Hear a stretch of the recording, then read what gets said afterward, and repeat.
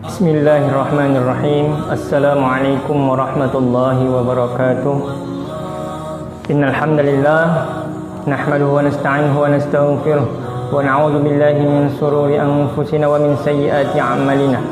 May yahdihillahu fala mudilla lahu wa may yudlilhu fala hadiya lahu. Asyhadu an la ilaha illallah wahdahu la syarika lah wa asyhadu anna Muhammadan abduhu wa rasuluh alladzi la nabiyya ba'da ma ba'd.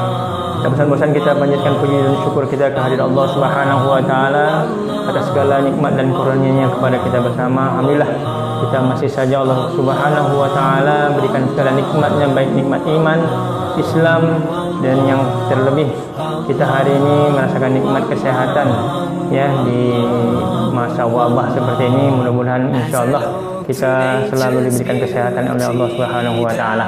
Kaum muslimin yang dirahmati Allah Subhanahu wa taala, berselawat kita kepada Nabi sallallahu alaihi wasallam. Allahumma shalli wa sallim alaihi. Mudah-mudahan kita semuanya insyaallah mendapatkan syafaat dari baginda Nabi sallallahu alaihi wasallam. Kaum muslimin yang dirahmati Allah Subhanahu wa taala, ketika Nabi sallallahu alaihi wasallam naik ke atas mimbar hendak melaksanakan khutbah Jumat, tangga yang pertama Rasulullah mengucapkan amin. Kemudian tangga berikutnya beliau mengucapkan amin untuk yang kedua kalinya. Dan di anak tangga yang ketiga Rasulullah SAW juga mengucapkan amin sampai 3 kali. Kemudian setelah selesai sholat, maka sahabat Nabi SAW yang kebingungan bertanya kepada Nabi Muhammad SAW perihal aminnya Rasulullah yang 3 tadi. Maka Rasulullah SAW menjawab bahwasannya malaikat Jibril alaihissalam berkata, berbisik kepadaku bahwasannya yang pertama yang aku aminkan, celakalah orang yang ketika disebutkan namaku, nama Nabi Muhammad SAW, tapi ia enggan, dia tidak mau berselawat kepadaku.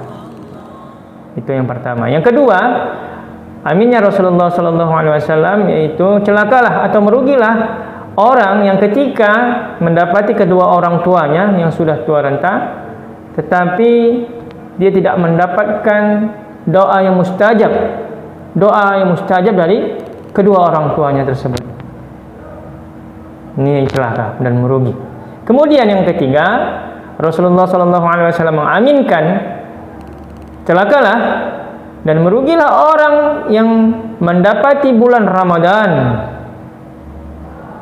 berjumpa dengannya, tetapi dia tidak mendapatkan rahmatnya, tidak mendapatkan ampunan dari pada Ramadan tersebut.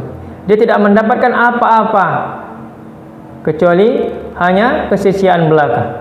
Ini banyak kita jumpai, Bapak hadirin kaum muslimin yang dirahmati Allah. Bagaimana orang banyak yang berpuasa tapi tidak tidak membuat perubahan yang begitu signifikan terhadap dirinya, akhlaknya maupun ibadahnya. Sebelum Ramadan begitu, ya setelah Ramadan juga begitu, tidak ada perubahan.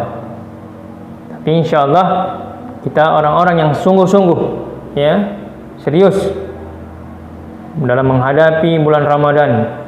Di sisa-sisa Ramadan yang 15 hari ke depan ini, kita gunakan waktu kita semaksimal mungkin. Gunakan untuk hal-hal yang bermanfaat, karena setiap amalan sunat, ibadah sunat, pahalanya sama seperti melaksanakan ibadah wajib. Dan sementara ibadah wajib dia dikali lipat gandakan pahalanya seperti melaksanakan ibadah 70 kali lipat. Insyaallah mudah-mudahan ini menambah semangat kita dalam beribadah. Hari ini saudara-saudaraku yang dirahmati Allah, begitu luar biasanya ujian untuk umat Islam. Bagaimana kita menghadapi tantangan yang luar biasa, ya, tantangan yang luar biasa di tengah-tengah musibah, ya, corona, wabah COVID-19. Virus corona ini bagaimana membuat kita semakin naik iman kita. Keyakinan kita kepada Allah semakin meningkat. Seharusnya begitu. Jangan karena corona, jangan karena wabah virus ini malah melemahkan ibadah kita. Takut ke masjid, takut pergi kemana-mana, di rumah berdiam diri, tak mau ngapa-ngapain. Ini tidak betul, Bapak hadirin. Saudara-saudaraku yang rahmati Allah Subhanahu wa taala, ulama kita memberi nasihat kepada kita sebagai umat Nabi sallallahu alaihi wasallam, ummatan wasatan, umat yang pahamnya pertengahan. Kita tidak boleh menyepelekan hal-hal sesuatu, kita tidak boleh menganggap enteng, menganggap remeh. Tidak boleh.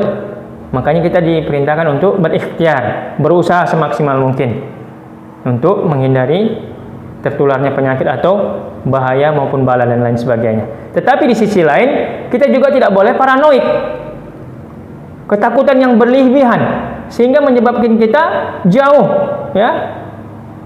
Akidah kita tergadai, keimanan kita tergadai karena ketakutan yang berlebihan kepada makhluk Allah yang bernama virus corona. Jangan sampai menyebabkan kita jadi takut mati. Kita ini bakalan semuanya mati, hadirin yang dimuliakan Allah. Semuanya kita bakalan mati. Siapapun kita, pasti kita akan mengalami, setiap yang bernyawa pasti akan mengalami yang namanya kematian. Tetapi ingat, kita diperintahkan di dalam Al-Quran dan disyaratkan oleh Nabi Sallallahu Alaihi Wasallam agar kita selalu mengingat mati. Sebaik-baik orang, sepintar-pintar orang, secerdas-cerdas orang yang selalu mengingat mati dan mempersiapkan bakal untuk menghadapi kematian tersebut. Mudah-mudahan bermanfaat. Akhirul kalam, wabillahi nasta'in. Assalamualaikum warahmatullahi wabarakatuh.